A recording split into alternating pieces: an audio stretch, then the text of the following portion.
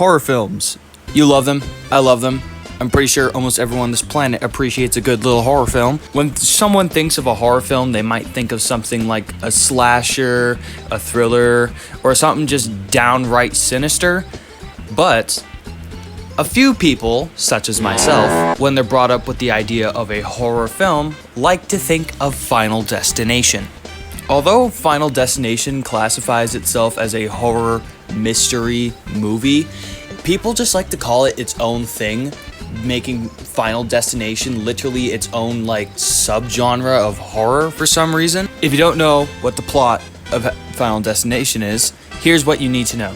Death has it out for you. He has it out for everyone. He's doing everything in his power to kill as many people as possible. We don't know why. We don't. We are 5-6 movies deep into the series and we still don't know. All we know is that he has it out for a bunch of people, and he likes to rub his hairy little nuts on one person in particular, giving them a vision of what's about to happen, giving them the sense of hope that they're able to escape death. However, it just ends up leading to how they're actually supposed to die. The premise of the movie, it's cheesy, but it gets the job done, and it allows the actual series to properly build a proper story. But that's not what Final Destination is known for. Final Destination is known for its disasters. Some of those being the log disaster, the roller coaster, or even the bridge disaster. That one fucked me up the most. The disaster that we're going to be talking about in this case, however, is the first disaster of the new movie, Final Destination Bloodlines, and I'm just going to call it the glass floor needle tower disaster. And that's just because this disaster is so stupid, so silly, because it's literally not even possible what they were trying to create here, yet it's done so beautifully that if you've never seen Final Destination before and you watch this movie, you're gonna remember it. Anyways, I've been editing this intro for far too long now. Let's just get right into this disaster and why it's so silly and yet why I love it so much.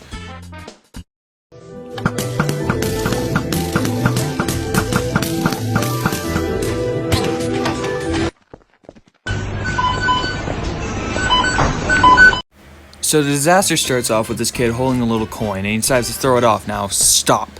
Right off the bat, you can tell they're about to give us some bullshit. Now I guess today was getting really fucking windy because somehow the wind blows that shit right into the vents, it makes its way down, and then it gets caught right here on this blade. Pay attention to that because that's important. We then cut to this guy who is singing his fucking heart and soul out. I mean, goddamn, the vocals here are just absolutely magnificent. Just listen to this shit.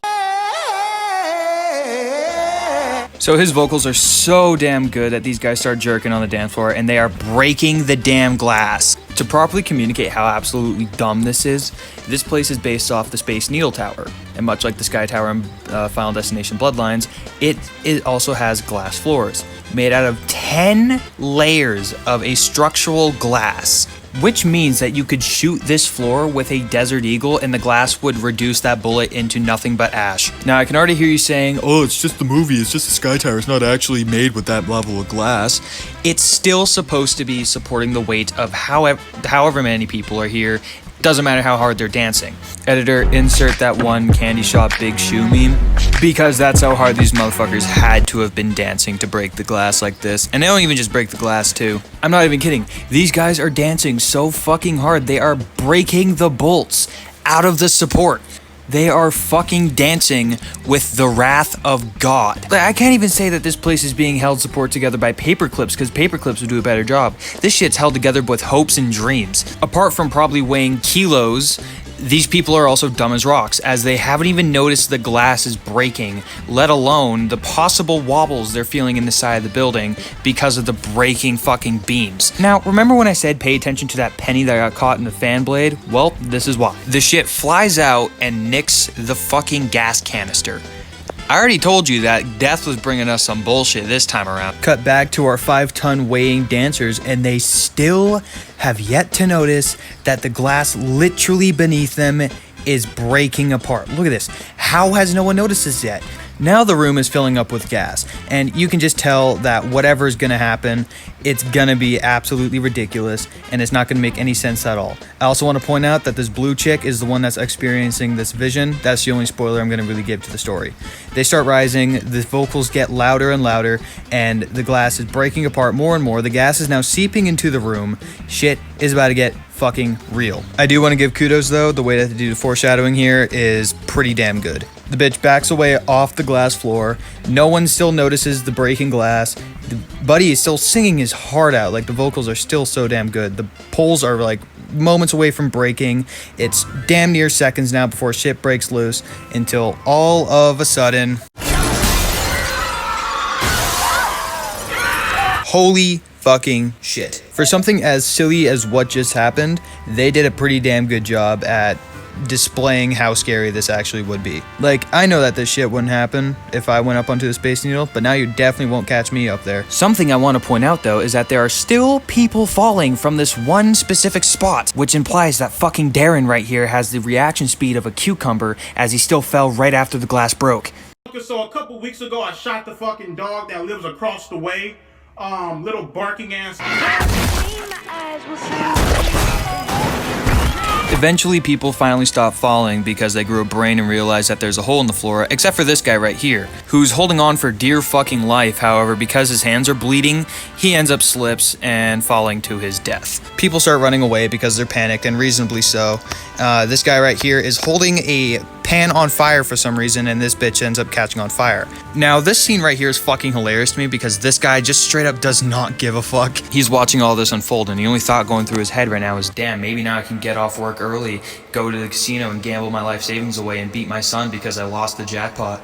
Oh, and do you remember how the gas was seeping into the room? Well, funny enough, bitch runs straight by the air vent and blows the shit up. We aren't even done yet with this fucking penny. This penny is such a menace, it still has bodies it wants to claim. So grandma gets turned to fucking ash, and the entire place just blows up. And this poor mom, she tries hiding her son away in this cabinet, which, by the way, I'm calling bullshit. That explosion would not give a fuck about that little cabinet he's hiding in. It would have blown the doors right off that and fried him to a crisp. So I'm just gonna assume that this boy in the cabinet was blown out the side of this fucking building and sent all the way back to Final Destination 1.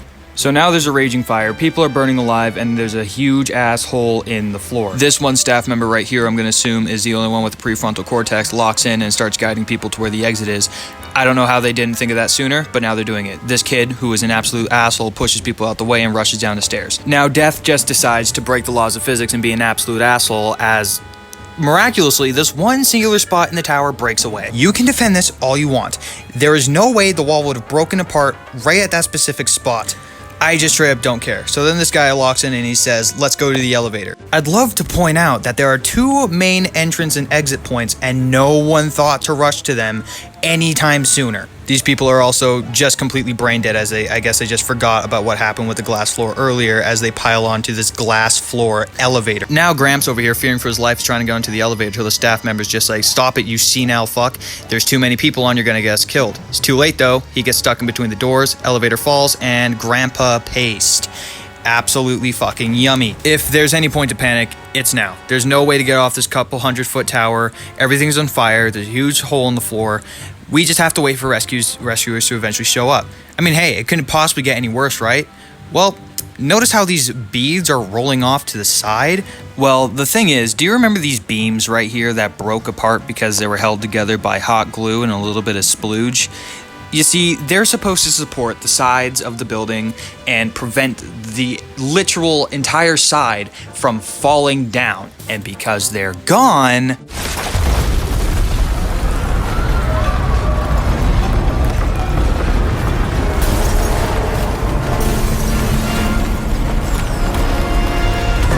yup, the side of the tower is now fully collapsing. I'm also going to call bullshit again because the windows are holding up these people better than the structural glass that was on the floor. There is also just no way to get out of this. I mean, like, if you're on that side of the building when it collapsed, you're not going to be able to climb your way back up.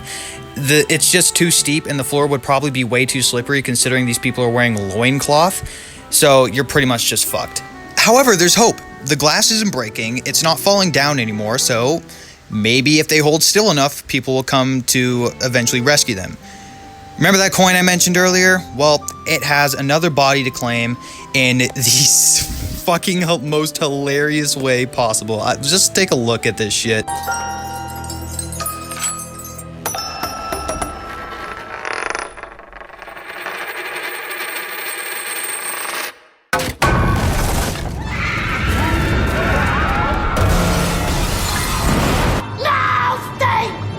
Wait, where'd you get that piano? This fucking coin drops from the chandelier, lands on the piano, spins around for a little bit before it finally stops, and the weight is just enough to drop the piano down, slides down this ramp, crushes the bitch, and then science shows this poor little kid. The science show! Pianos! Absolute fucking cinema. And now finally, this menace of a fucking penny decides enough is enough and then takes his retirement. This guy, I swear to God, this singular fucking penny here has claimed more victims than most killers in some slasher movies. I can see why they discontinued making pennies. I guess back in the day where they were just the #1 cause of homicides. Finally, the disaster ends as the side of the tower completely breaks away and plummets to the ground. There is a little bit more that does end up happening, but it's not really as drastic as what was shown with majority of this disaster. And yeah, that is the disaster of Final Destination Bloodline. With all the cons that I've listed off about this disaster, I really don't have a problem with it. I've said from the beginning, Final Destination is supposed to be a cheesy movie. Every disaster in every Final Destination movie is gonna be goofy because it's just not gonna happen. What makes the disaster scary is that it puts this thought in your head that, hey, maybe this could happen. The disaster is so well done, it's so goofy, and I had such a good time while watching it, so I really don't have any issues with what happened. There's more minor disasters that happen throughout the film that are just as goofy as this, and I still don't have a problem with any of them. I didn't spoil anything about the story, especially when it came to like the characters of this disaster, because I really encourage you to watch this movie if you haven't. Even if you don't like horror films, I assure you that you are going to have a good time while watching this movie. So I guess the moral of the story is don't throw shit from the top of a fucking building and try to refrain from jujuing on that beat a little excessively while on a glass floor. Anyways, bye. Have a good rest of your day. This segment of the video isn't going to have any funny editing or anything like that. It's just me explaining myself and why I have been taking a while to upload videos and why I'm going to continue to do so. So if you really don't care about that, feel free to leave right now. I really hope you enjoyed the video, but if you do care, then just stick around and listen to what I have to say. So I was recently kicked out of my house by my mom and my stepdad. Reason why? I drank my mom's peace tea, so my stepdad threw me down a flight of stairs. And because my stepdad was also my boss for the job I worked, I ended up losing my job and am now currently unemployed. I want to focus on actually getting employed, getting an actual house, because right now I've been staying with my sister and sleeping on her couch before I focus a little more on YouTube. Does this mean I am quitting? No, not at all. YouTube's been my dream since I was 8 years old, so for about 10, 11 years now. But I am going to be taking a little longer when it comes to my uploads so that I can focus on getting myself on the right track. There is also the fact that recording, editing, and posting videos all on my phone is really tricky to do. I don't have a computer, I don't have a laptop. Everything that I do, recording, editing, everything is all done on my phone, and it's really tricky, it's really hard to do. To any newcomers that come to watch my channel, and you subscribe and you start noticing that I haven't posted in a while, so you unsubscribe, I'm not blaming you. I just want you to know personally that I am always working on a video. For the past however long I've gone without uploading, I think a couple weeks now, I have spent every day editing this video. And I'm not going to stop. I'm going to keep trying to do what I've always wanted to do ever since I was young. From the moment I turned 8 and I started watching Corey Kenshin, I knew that this is what I wanted to do, and I was going to do everything I can to make my dream come true. With that out of the way, I'm going to finally end this off by saying thank you guys so much for the support and sticking around. My last video did so amazingly well, and I just can't help but thank every single one of you for enjoying it. Anyways, I really do hope you have a great rest of your day, and thank you for watching.